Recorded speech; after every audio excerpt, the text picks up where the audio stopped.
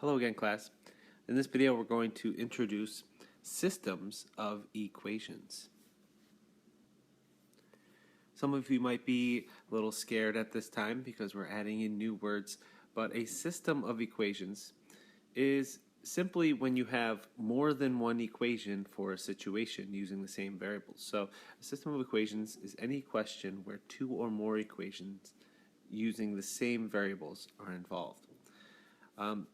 A solution to a system of equations, how do you solve it? It's simply the coordinate point that works in both equations. It makes both of the equations true. So here's an example of a question that would be a systems of equations question. Let's say that you're a school council member and you're in charge of selecting a band for the upcoming dance. You choose from two bands, and the first band will charge $100 up front to play and an additional $4 per ticket. And the second band will charge $200 up front, but will only charge $1 per ticket you sell to the dance. So the reason that this is a system of equations is because there are two different equations, distinctly different equations in this situation. The first equation was with the first band. They're charging you $100 up front and an additional plus $4 per ticket. We'll call it 4x, and we'll say that x is the number of tickets.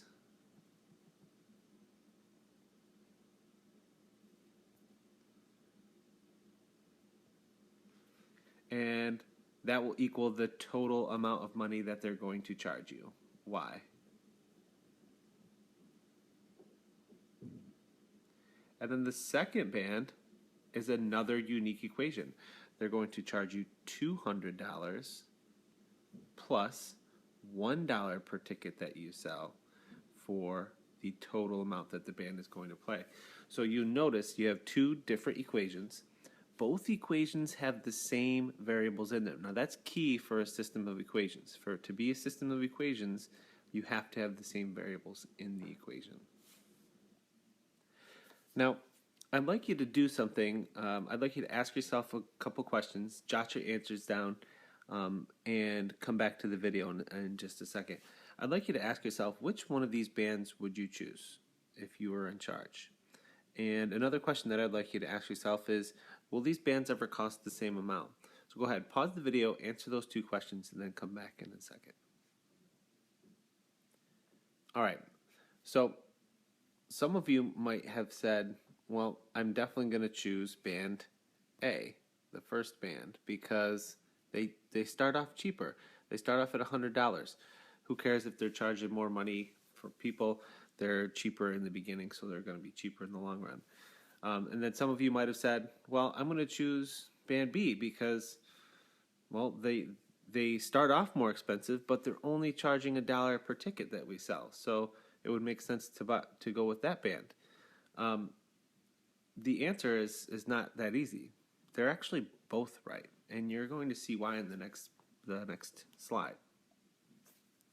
Let's just for a second take both of those bands and graph their charges. So to make this work, we're going to have to think about our graph as hundreds instead of ones. So let's take a look at the first band.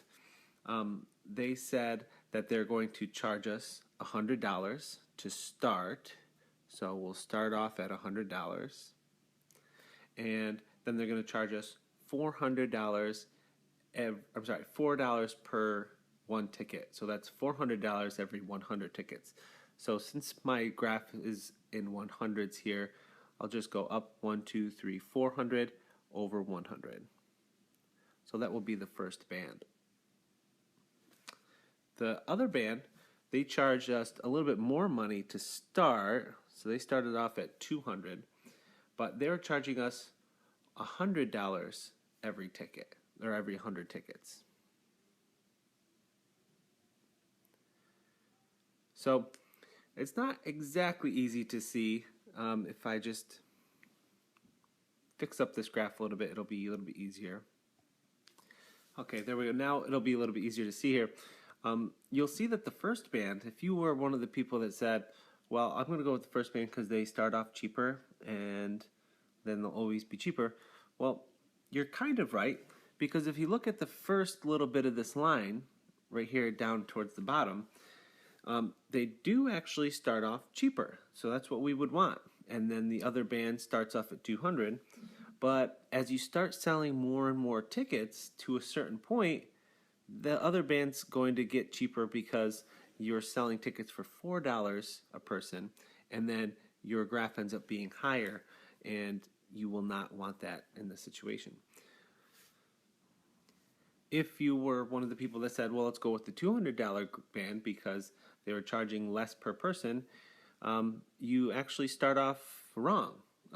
If you only have a few people show up to the dance, then the band that charged less to start would be the band that you would want to pick. And then after a while, after you get to a certain point, then it actually becomes the cheaper band. So over in this direction, it is actually going to be the cheaper band to go with. And there is one point on this graph that the bands will be the same. So if we look right here, where those two graphs cross, that is actually one point that is very special. And the reason why it is so special is because it's the one point on the entire graph that both bands agree upon. So they're both going to charge the same amount of money for the same amount of people. And that's what's known as a solution to our system of equations. So a solution to a system of equations is the point, the x and the y value, so a coordinate point, that will work in both equations at the same time. The point that we circled on the previous slide is that point. Now, it's not always easy to see on a graph. Sometimes we have to find that point using algebra, but in this unit, what we're going to be doing is we're going to be going over three main ways to solve systems of equations. The first way will be graphically, and then the other two methods will be algebraically, known as substitution and elimination. Okay, so moving forward, when you hear systems of equations, you should be thinking about two equations. For algebra, we're typically worried about just two equations with two variables. And remember, those variables need to be the same variables. They can't be different variables when you're trying to solve systems of equations. And the solution to a system of equations is the coordinate point that makes both equations true. It works in both equations.